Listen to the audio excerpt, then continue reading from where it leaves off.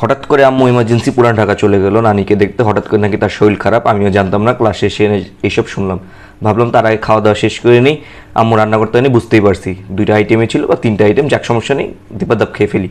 বিসমিল্লা করে নিলাম লতি। লতি আম্মু রান্না করছে লোনা দিয়ে, ইলিশের নোনা দিয়ে।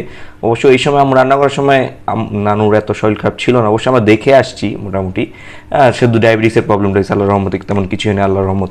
কিন্তু এর মধ্যে দুপুরে যা খাইছি সেটা আর কি কিছুই খাইতে হয়নি। যে কাটা পাইছি ইলিশের নোনার, মানে লতি প্রথমে 2-3 চামচ ভালো লাগলেও পরে আর মানে মাথা মুথা গরম হয়ে গেছে ভাই। কি খাইলাম ইলিশের নোনা, গাড়ি হন বাজে না, মানে সিরে ভাই এখনও মাথা ঘুরাইতেছি ইলিশের নোনার কথা ভাইবা। মানে একদম যেমন তেমন লাগছে।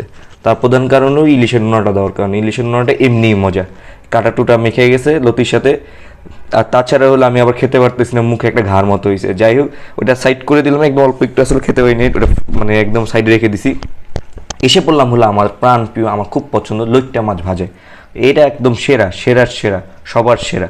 3 টুকরা নিয়ে নিছি, এটার সাথে ডাল মিক্স করে একদম ভরপুর খাবো।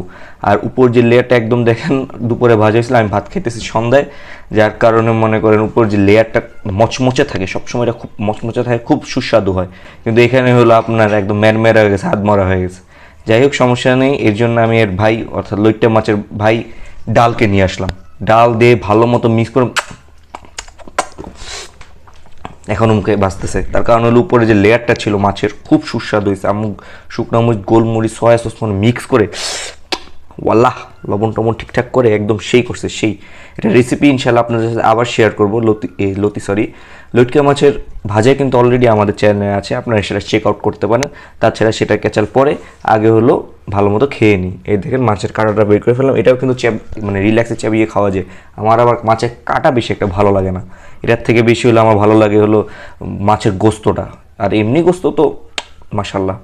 যাই হোক, এর মধ্যে যেহেতু তরকারি নেই, ভিডিও কোনো লম্বাও নেই, 3.5 মিনিটের মধ্যে আমার খাওয়া শেষ। মানে বিশ্বাস করে মাঝখানে একটু পজ করছি, সর্বোচ্চ মানে 5 মিনিট লাগছে। আর ভাত কম নিছি, স্বাভাবিক একটু বাইরে যাবো না দেখতে নানুকে, যার কারণে খুব দ্রুত খাওয়া দাওয়া শেষ করে ফেলি। এই দেখেন ডাল আর একটু নিলাম, মাখু মাখু করে ডানবাম করে মাছ দিয়ে চাবিয়ে পিষে একদম খেয়ে ওয়াল্লা করে ফেলছি। দেখেন ডানবাম ডানবাম চলছে, খেলা চলছে, খেলা এগিয়ে যাচ্ছে এবং খাওয়া দাওয়া দুপুরে শেষ হয়ে যাবে। সবাই অলরেডি ঘরে খেয়ে ফেলছে। আমি যতটুকু ফ্রিজে নিয়ে একটা সবজি ছিল, যেহেতু আমার সন্ধ্যা হয়েছে আস্তে আস্তে, দুপুরের খাবার বুঝতেই পারতাম, আম্মুগুলো ফ্রিজে রাখছে, আমি আর ফ্রিজ করে বেরই করিনি। না হলে হয়তো আরেকটা আইটেম পাইলে একটু 2 মুঠ ভাতটা একটু বেশি খেতে পারতাম। যাই হোক, সমস্যা নেই, ডাল দিয়ে মাছ দিয়ে সুন্দর খেয়েছি। আর লতি ভাই 2 থেকে 3 রাউন্ডের বেশি, মানে 2 থেকে 3 বার মুখে দেওয়া বেশি আর খেতে পারিনি, যেমন তেমন ছিল। আজকে আপনারা দুপুরে কী দেখেছেন তাও অবশ্যই জানাবেন, দেখি মিলে যায়নি কে কে আজকে লইটকা বা ডাল খেতে। ডালটা মানে কমন পড়ে 50% মোটামুটি মিশে যাবে, কিন্তু লইট্টা মাছটা হয়তো রেয়ার হবে। আর লতি দিয়ে আপনারা কি ইলিশ মাছের নোনা রান্না করেন সেটা আমাদের অবশ্যই জানাবেন, বা ইলিশের নোনা মানে ইলিশের শুটকি কে কে খেতে পছন্দ করেন। আশা করি ভিডিওটা আপনাদের ভালো লেগেছে। লাইক কমেন্ট শেয়ার দিয়ে আমাদের সাথে থাকবেন, এবং আগামীতে এরকম ভিডিও আপনাদের সাথে ইনশাল্লাহ আমরা আরও শেয়ার করব। আপনাদের ইচ্ছা, ভালোবাসা এবং আল্লাহ তাআলার রহমতে আমরা 1-0 থেকে আজকে 300 সাবস্ক্রাইবার, এবং টিকটকে প্রায় 200+ ফলোয়ার আমাদের আছে। আশা করি 2 জায়গায় আমরা একদিন 1K ক্রস করব, এবং সবাইকে একটা থ্যাংক ইউ ভিডিও দিব ইনশাল্লাহ, এরকম একটা ইচ্ছা আছে।